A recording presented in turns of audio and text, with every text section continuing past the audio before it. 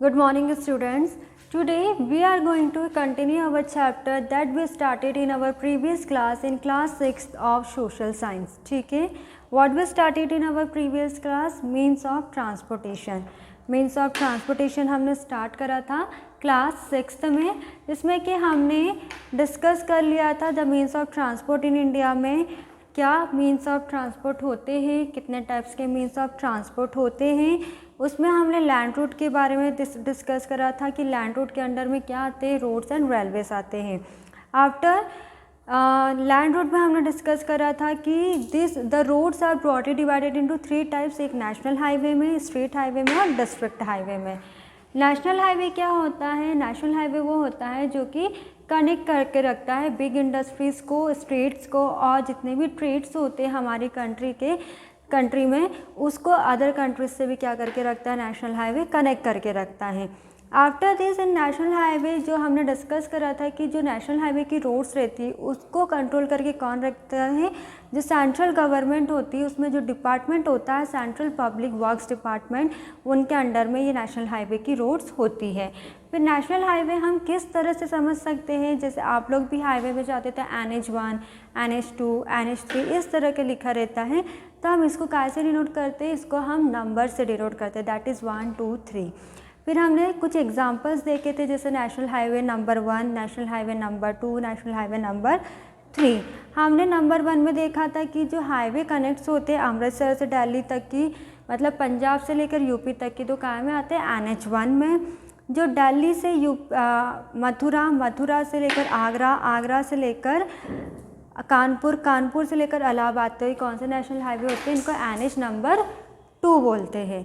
ठीक है, फिर हमने नेशनल हाईवे नंबर 3 मतलब NH3 देखा था, मतलब कि टूरिस्ट प्लेस होती है।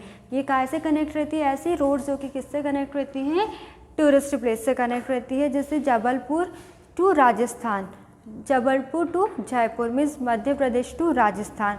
तो ये होती है हमारी national highway.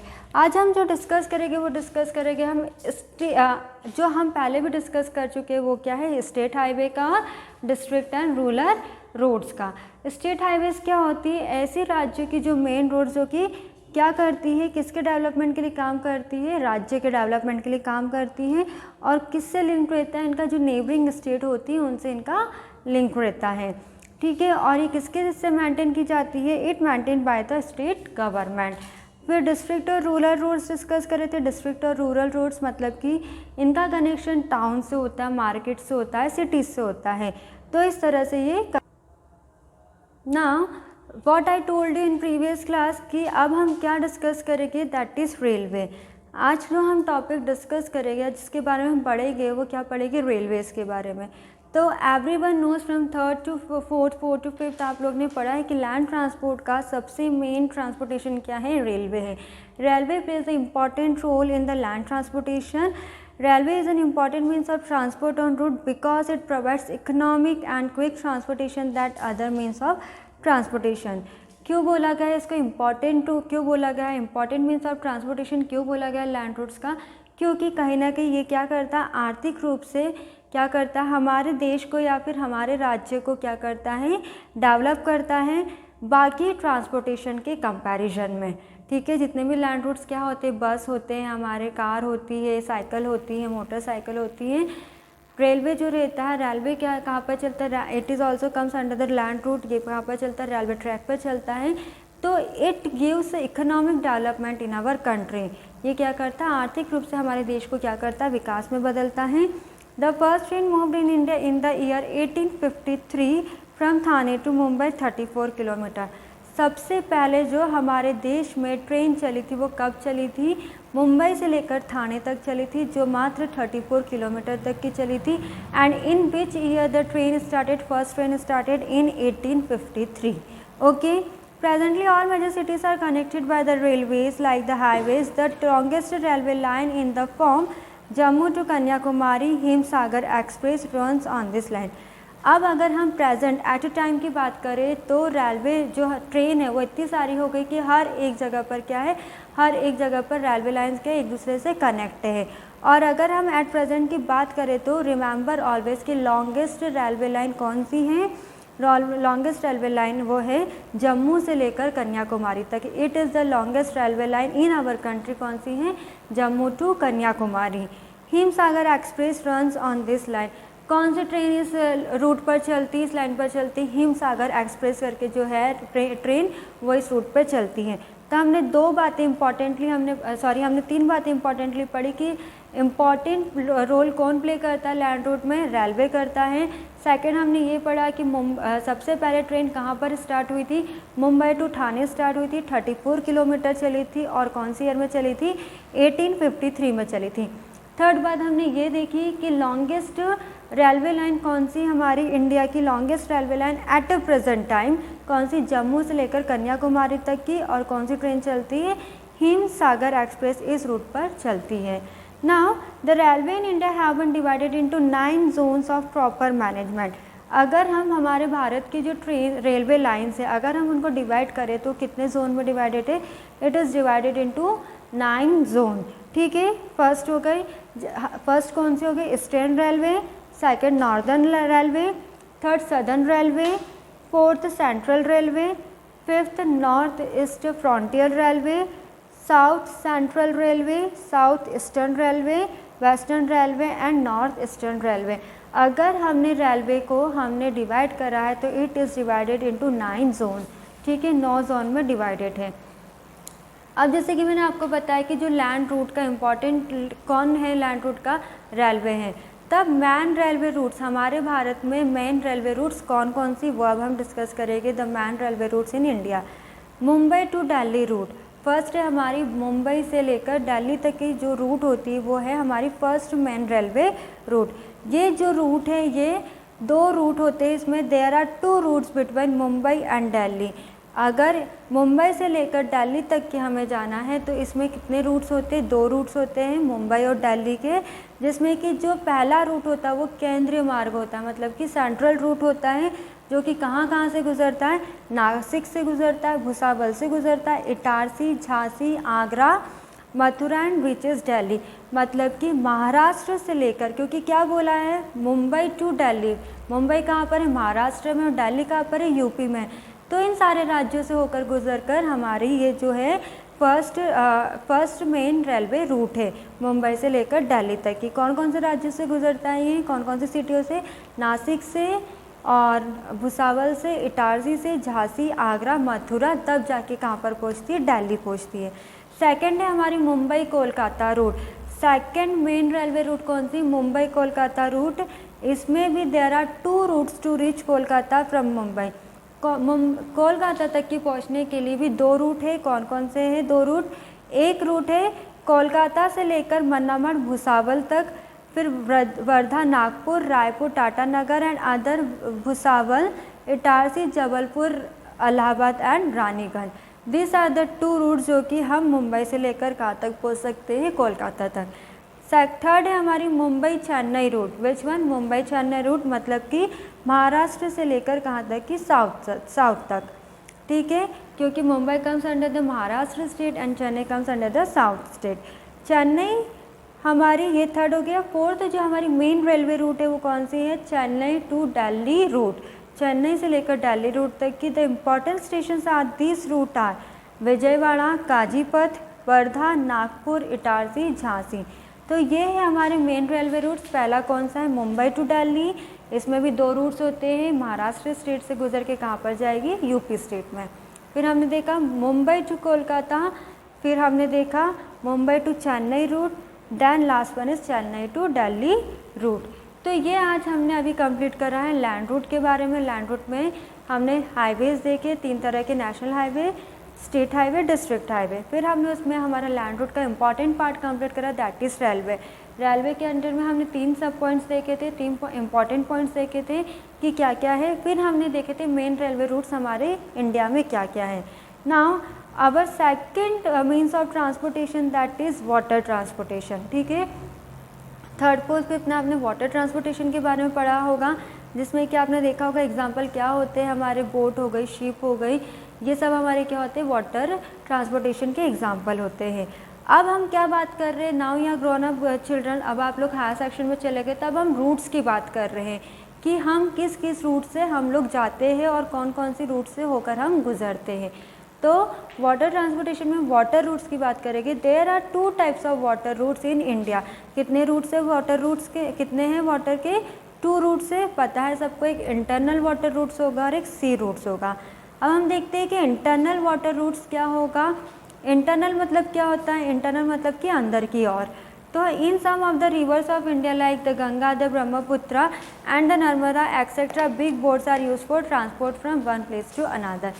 Internal water routes वो होती हैं ऐसी नदियाँ, जैसे भारत में कैसी भारत में नदियाँ कौन कौन सी? गंगा है, ब्रह्मपुत्र है, यमुना है, नर्मदा है। ये क्या? This are the rivers of our country. तो इनमें क्या होती? बहुत बड़ी बड़ी नावें चलती, बोट्स चलती। तो जो भी ट्रांसपोर्टेशन होता है एक जगह से दूसरी जगह पर, तो क्या होता है? बोट्स के थ्रू ट्रांसपोर्टेशन होता है। However the development of railway lines and roads have greatly reduce the use of this water routes. पर जो वाटर रूट्स का जो कनेक्शन है, जो वाटर रूट्स का अगर हम देखा जाए, वाटर रूट्स का हम यूज़ क्या करते हैं? कम करते हैं। क्योंकि इसका जो यूज़ है क्यों कम करते हैं? क्योंकि कहीं ना कहीं हम ज़्यादा यूज़ किसका करते हैं? लैंड रूट्स में से रेलवे का, जिसकी वजह से जो वाटर रूट्स का डेवलपमेंट जिस तरह से होना था उस तरह से नहीं हुआ है और इसका रिड्यूसिंग फॉर्म हमें ज़्यादा देखने को मिलता है। तो इंटरनल वाटर रूट्स क्या होते हैं? इंटरनल वाटर रूट्स ऐसी नदियाँ जिसमें कि जो बड़ी बड़ी नावें चलती from one place to another place, ताकि क्या कर सके? ट्रांसफ़र करवा सकें, तो वो होती है internal water routes. The rivers in southern India flow on hilly areas of the plateau which have much ups and down, therefore it is not suitable for water transport. हमारे राज्य में जो वाटर रूट्स होते हैं, वो हमारे देश में जो राज्य है वाटर रूट्स का इतना इम्पोर्टेंस नहीं है, इतनी ज़्यादा ज़रूरत नहीं है। क्योंकि अगर हम देखें जो सदर्न इंडिया है, जहाँ पर कि हमें ज़्यादातर क्या देखने को मिलेगा? हिली एरिया देखने को मिलेगा, पहाड़ी वाले इलाके देखने को मिलेंगे। जैसे कि हम हिमाचल चले गए, वहाँ पर क्या है? पहाड़ी इलाके बहुत ज़्यादा होते हैं, तो उस जगह पर जो वाटर ट्रांसपोर्टेशन होते हैं वो सूटेबल नहीं रहते हैं। इसलिए जो वाटर ट्रांसपोर्टेशन का यूज़ आज के टाइम में बहुत ही कम होता है। सी रूट्स, सी सबको पता है, सी क्या होता है? समुद्र। तो सी रूट्स क्या होते हैं? सी रूट्स जो रहते हैं वो हमारे भारत में किन तरह से सराउंडेड है? From the 3 sides. India is surrounded by the sea on 3 sides. The coastal length of the country is about 5600 kilometers. अगर हम ये देखें कि जो हमारे भारत में जो सी है, समुद्र है, वो किससे घिरी हुई है? 3 साइड से घिरी हुई है। और अगर हम इसकी समुद्री लंबाई, कोस्टल एरिया क्या होता है? कोस्टल एरिया मतलब कि जो समुद्र, कोस्टल लाइन मतलब कि सी एरिया के आसपास की जितनी भी जगह रहती है हम उसको क्या बोलते हैं? Coastal area. तो जो कोस्टल लेंथ है हमारी कंट्री की वो कितनी है? 5600 किलोमीटर्स है। What is the coastal length of our country? 5600 kilometres है। Where 12 big harbours and many small harbours have been developed, जिसमें कि जो बड़े बड़े जो 12 हार्बर्स होते हैं और जो छोटे हार्बर्स है वो क्या है? इसके दौरान क्या हुए हैं? डेवलप हुए हैं। Sea transport had been possible through this harbours. Understood this much everyone? What is the length of coast? जैसे मैंने आपको बताया कि 12 big harbours and many small harbours have been developed, sea transport has been possible through this harbours. अब harbours क्या होते हैं? Harbours वो जगह होती है जहाँ पर कि शिप्स जो रहती है, हमारे जो जहाज रहते हैं, उनको क्या कर दिया जाता है? बांध दिया जाता है because of the bad weather of the climate, bad जो वेदर होता है, अगर ख़राब मौसम हो जिसकी वजह से अगर शिप को हम समुद्र में ही रहने दें तो क्या हो सकता है? हमारी शिप क्या हो सकती है? डैमेज हो सकती है और जो जितना भी हमारा गुड्स इंपोर्ट हो रहा है, एक्सपोर्ट हो रहा है, तो वो हमारे यूज़फुल में नहीं रहेगा। तो हार्बर एक ऐसी जगह होती है जहाँ पर कि कोस्टल एरिया में ही होती है, जहाँ पर कि शिप्स को क्या किया जाता है? बांध कर रखा जाता है। ठीक है, तो कितने हार्बर्स हैं हमारे? 12 बिग हार्बर्स है और छोटे छोटे हार्बर्स डेवलप हुए हैं सी रूट्स की वजह से। ठीक है, beside transport to other countries, harbours also provide transport within the country along the sea coast of India. For example transport from Mumbai to Goa and Mangalore. अगर हम अब बात करें, जैसे कि मैंने आपको बताया था कि रेलवे जो रहता है, railway is the biggest land route. उसी तरह से अगर हम बात करें तो वाटर रूट जो रहता है, वाटर रूट का जो ट्रांसपोर्टेशन रहता है वो किसकी वजह से होता है? बिकॉज हम क्या बात कर रहे हैं? वाटर ट्रांसपोर्टेशन की बात कर रहे हैं, मतलब कि नदी या समुद्र में से इसका जितना भी ट्रांसपोर्टेशन होगा। तो अगर ऐसे भी कुछ चीज़ें आज भी है जो कि ट्रांसफ़र की जाती है, जैसे बॉम्बे से लेकर गोवा और मैंगलोर तक की अगर हमें कुछ गुड्स को ट्रांसपोर्ट करवाना है तो बॉम्बे से लेकर हम गोवा तक की शिप्स के थ्रू, वाटर ट्रांसपोर्टेशन के थ्रू क्या करवा सकते हैं, ट्रांसपोर्टेशन करवा सकते हैं। Harbours also provide transport within the country along the sea coast of India. जो हार्बर्स होते हैं वो भी क्या करते हैं, अगर हमारे भारत के बाहर जितने भी समुद्र इलाके उनके बाहर भी क्या करते हैं, ये गुड्स को क्या करते हैं, ट्रांसपोर्ट करवाते हैं। तो ये था हमारा वाटर ट्रांसपोर्टेशन के बारे में कि देयर आर टू रूट्स, दो तरह के रूट्स होते हैं वाटर रूट्स में। एक कौन सा होता है, इंटरनल वाटर रूट होता है और एक सी रूट्स होता है। इंटरनल वाटर रूट्स मतलब कि हमारी जो देश में नदियाँ हैं जैसे कि गंगा, ब्रह्मपुत्र, यमुना, ये सब है, this are the river of our country and from this river we can transfer from one place to another place and but in our country there is hilly areas also, so in hilly areas we can't move from one place to another place because of the hilly areas, जिसकी because that water that's why the water transportation is not properly available in hilly areas, इसलिए इनका जो use होता है water transportation का कम use होता है। Second, we discuss about the sea routes. In sea routes, what we discuss कि sea route is surrounded by the three sides. Then we discuss about the what is the coastal length of the what is the coastal length of our country. 5600 kilometer is the coastal length of our country. And here we studied one term that is harbor. Harbor क्या होता है, एक ऐसी place होती है जो कि harbours एक ऐसी प्लेस होती है where we can carry the ships, where ships carry goods and passengers from the harbours to other harbours. Then we discuss about the what are the water routes. Water routes कौन कौन से, if we have to transfer goods from one place to another routes, तो Mumbai to Goa and Goa to Bangalore, these are the sea routes from which we can easily transfer the goods from water transportation. Okay, so today we completed our two topic, that is land route. Land route के अंदर में what we discuss about the railway and then we discuss about the water route. In next class we will discuss about our new topic, that is air route. Thank you.